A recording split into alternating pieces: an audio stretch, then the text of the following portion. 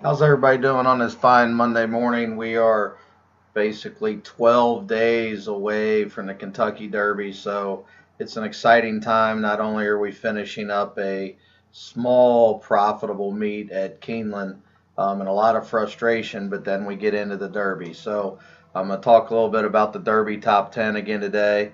A couple new horses in the top 10.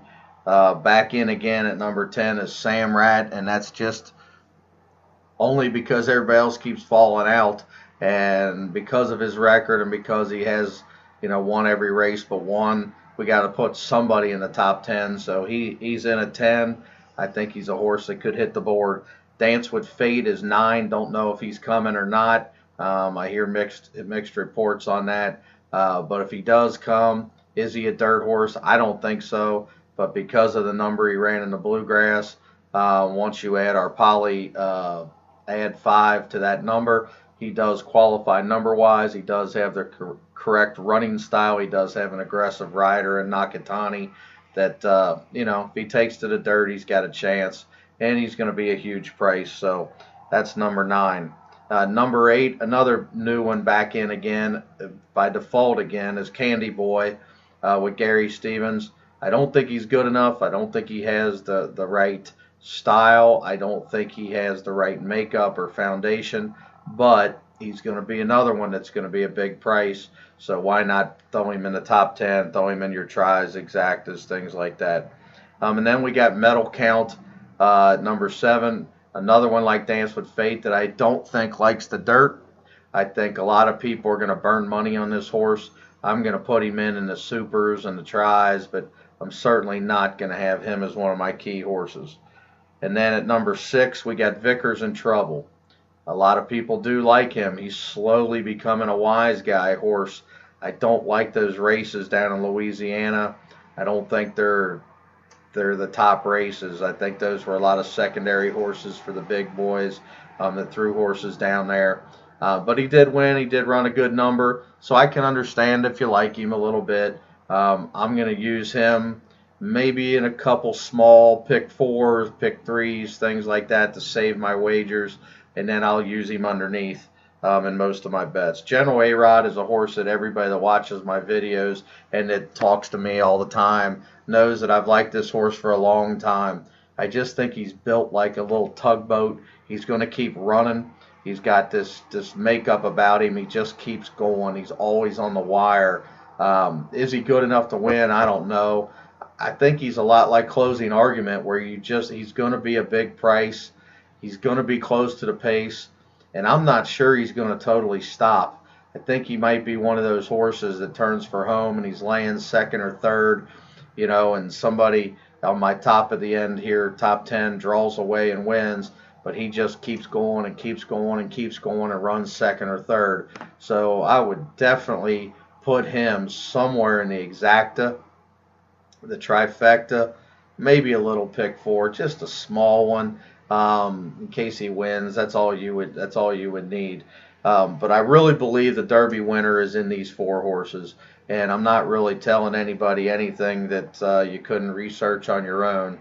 But Opportunity is number 4, and the only reason Opportunity is number 4 is because he didn't run as a 2-year-old, but he did have 5 starts since then, and not many non-race 2-year-olds has ever come to the Derby with 5 preps since January 1. So he's getting his season and he's getting it quick. He reminds me a ton of Real Quiet. If you go back and watch the Santa Anita Derby with Real Quiet and Indian Charlie, Real Quiet was coming and he was coming, and this horse is the same way. Just keeps on churning. And no, he wasn't getting the California Chrome, and he probably won't get to him in the Derby either if the top one runs his race. But if he doesn't, like Indian Charlie, like Holy Bull, like a lot of these other ones that have been big favorites, and everybody thought, oh, how in the world can he lose? They open the gate and the horse gets smashed, and now what? God knows it's happened to us a bunch at Keeneland like that. So, it's a horse race. Things happen. So Opportunity to me has to be on top in your tries. He has to be one of the keys. I'm going to have 4 keys. You know, a lot of people don't have the budget for that, but I will have 4 keys in the pick 3, the pick 4, unless one of these 4 do not work well over the next 2 weeks. Number 3 is Wicked Strong. Again, another one that's coming on. He's got the right style. I don't like the fact that he wasn't close enough at the 8th pole. I wanted him a little closer at the 8th pole, but that just tells me he's probably going to run 2nd or 3rd, and he's going to be coming at the end. But you got to have him on the pick 4 in case that race collapses, and he keeps on coming. But I will have him on top a little, have him on the bottom a lot. Danza is number 2. I know he came out of nowhere, but he's always been one of Todd Pletcher's horses that had talent from day one. If you go back and look at his charts and stuff, they thought a lot of his horse from day one. Reminds me a lot of Palace Malice. Hopefully they don't put blinkers on him in the Derby to screw up the entire Derby with a nice horse. But I think Danza's got a big shot, really big shot to win this race if the top one doesn't fire. But guys, I said this with Big Brown. I said this with Street Sense. I don't know how they're going to beat California Chrome. He could not have been more impressive in his last couple races. He's got just unbelievable seasoning. He's got a trainer that knows him and knows what to do. He's not one of those trainers that should fear any kind of 72-hour barn or any kind of, officials running around the barn making sure he's not getting needles in his neck. He's not that kind of trainer, so he doesn't have to worry about that stuff. He's not going to scratch the morning of the Belmont because they wouldn't let him feed him his funky monkey hay. So we don't have to worry about that with this horse. He's on hay and oats and water, and this horse, all I can tell you is I'm trying to find other horses, but I don't think you can beat this horse. I think your big pick 4s, pick 5s, and pick 6s, because we all got budgets, I'd spread in the other races, and I'd take my chances with California Chrome. I've only been burnt once doing that, and that was with Point Given, and we all know what kind of ride he got in that race. When you get a horse like this, a lot like Barbaro, a lot like Street Sense, they usually win. And this horse is going to lay about maybe 4th or 5th. He's going to lay about 4, 5, 6 lengths off of it. And unless something radically wrong happens, like it did with Bellamy Road getting hurt or Fleet Alex getting just a brutal ride, this horse is going to be, drawing away from him, at least in my opinion.